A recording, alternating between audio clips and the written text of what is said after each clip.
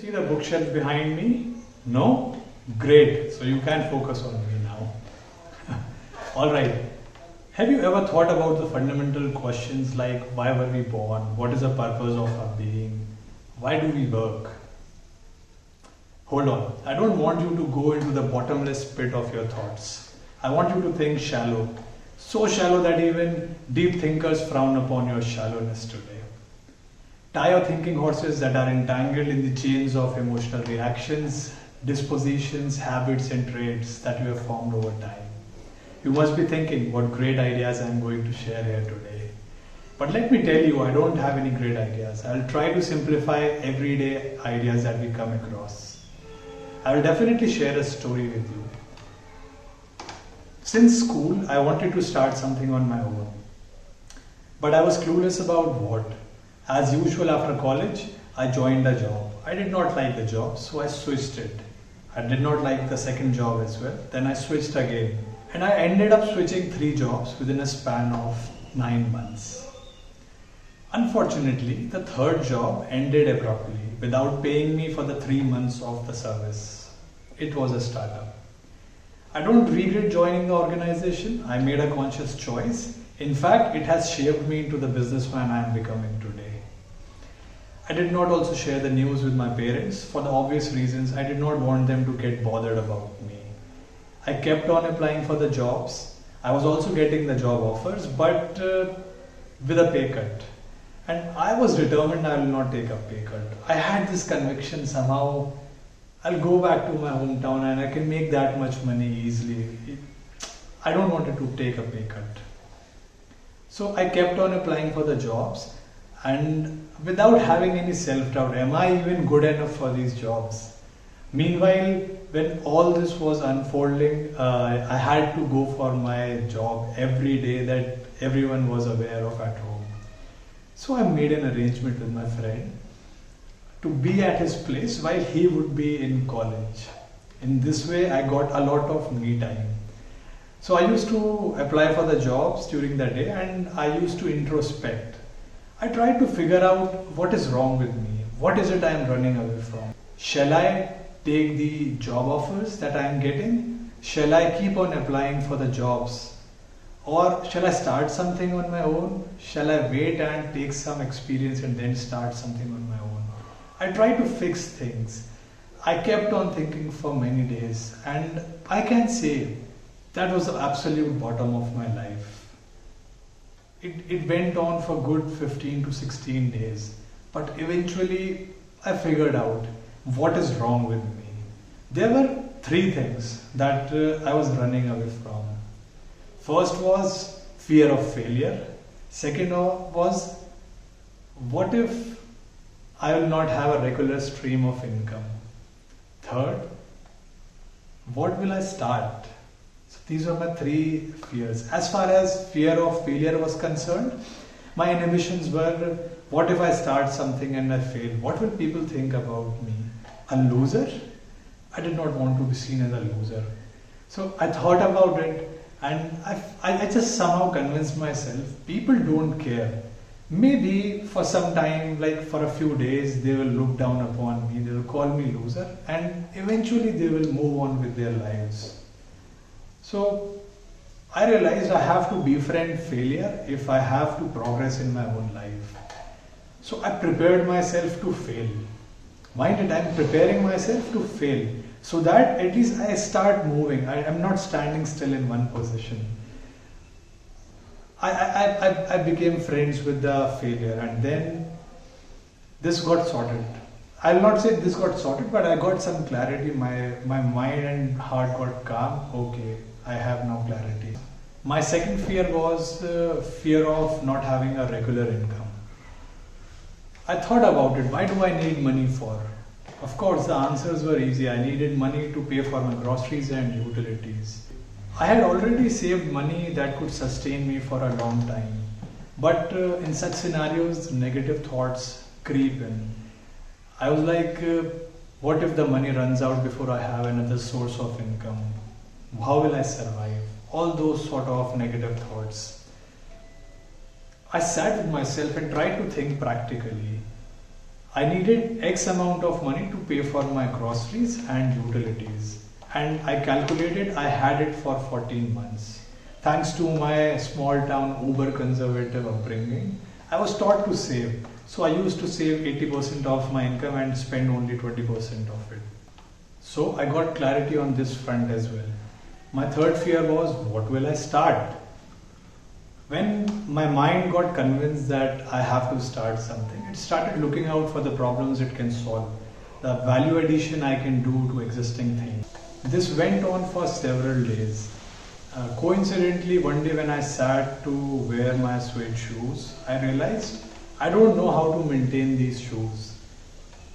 I was using a brush and a piece of wet cloth to clean the shoes, and trust me, it was ruining the finish of my suedes. So I did my research and found that no mainstream companies were focusing on the shoe care part of the footwear. This is how I got to know what I want to do. Today, Shoe Mistries is scaling up in India, and we have started a small operations in UAE market. There's a long way to go for us. Why am I sharing this story with you? Now, when I look back in time and see why nothing made sense and everything seemed puzzled, I realize I was focusing on the moment without putting the puzzle pieces on the larger canvas of life. Now I wish I had looked upon those mundane things differently back when it mattered. When I look at it on a 5-year graph now, it just looks like a small blip in my journey. So I have started questioning myself, why do we live life in days and not in years and decades? I learned this in stock market. So you don't invest in a company based on its 5 or 20 days performance. You evaluate on the basis of 1 to 3 years of performance and time horizon you want to invest it for. Which made me think, isn't our life similar? Why do we judge how much we have progressed in a year's time and not in 5 years or a decade's time? In fact, let's ask most fundamental question, why do we want to progress at all? If I can answer it myself, it is to live a comfortable and healthy life. If I am allowed for a second to assume that is the case for most of us, then why do we slip off from an existing state of well-being to a worse off state to reach out to a better state of well-being? Does it make sense? No, it does not. I then tried to figure out, why do we engage in this self-sabotaging behavior? It is because we are conditioned to think that happiness lies in some future place. From a childhood we are told, get your 12th result right and you are set. Complete your education and you will be free. Get a job and you will start flourishing, and this goes on. Whereas the secret to living this elusive happy life is living in the present while keeping the future in the hindsight. If you focus your energy in making your present better instead of some yet to unfold moment in the future, you will feel light and happy. I practice this in my daily life. During this past month, when COVID was going gaga, my mind was very disturbed. Anybody you talk to, anything you see, social media, television, you see only bad news. I sat with myself and tried to figure out, what can I do to fix this? I asked questions myself, what can I do to fix this? What can I do to fix that? I have figured out that there are things that are under my control, there are things which are beyond my control. So things that were under my control were washing hands, wearing masks, staying at home.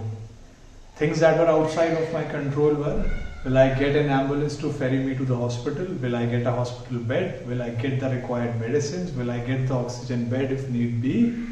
So I realized, if I can only influence the things that are under my control, then what is the point of fretting about the things that are beyond my control?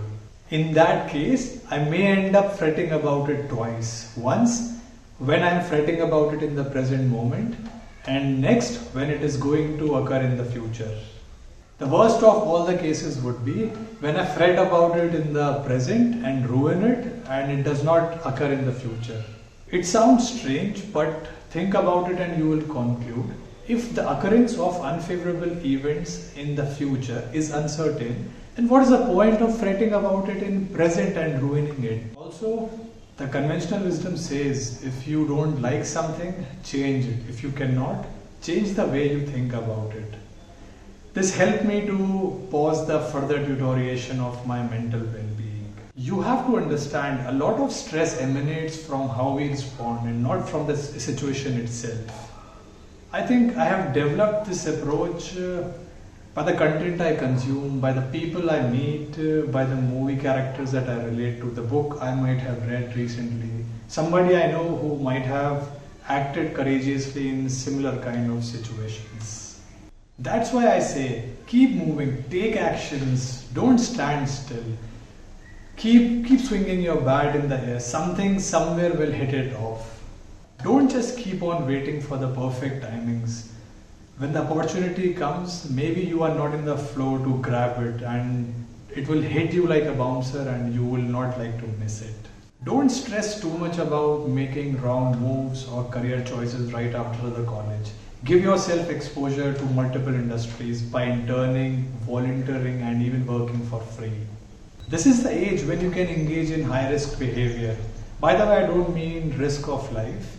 What I mean is you don't have responsibilities to take up and liabilities to pay off. Explore your interest area and don't attach money to it. Learn to look at money as numbers. I know that might sound tone deaf in current scenario, but when you focus less on money and focus more on what you want to do, money automatically walks in. You cannot succeed if you start something only for monetary gains. When my father got to know I'm involved in shoe mystery, he said, "Who's going to buy shoe polish worth $400 from you?" Be patient with your actions and impatient with the results. When you finally decide to settle for a role, either in a job or in a business, prefer to choose an industry that is growing or has potential to grow. It will accelerate your growth. Start dissecting your thoughts by journaling them. It will give you more clarity with what you want to do. Things will fall in their place only when your subconscious mind will guide them. Peter Drucker once said, "If you cannot measure it, you cannot improve it." Thank you for your time.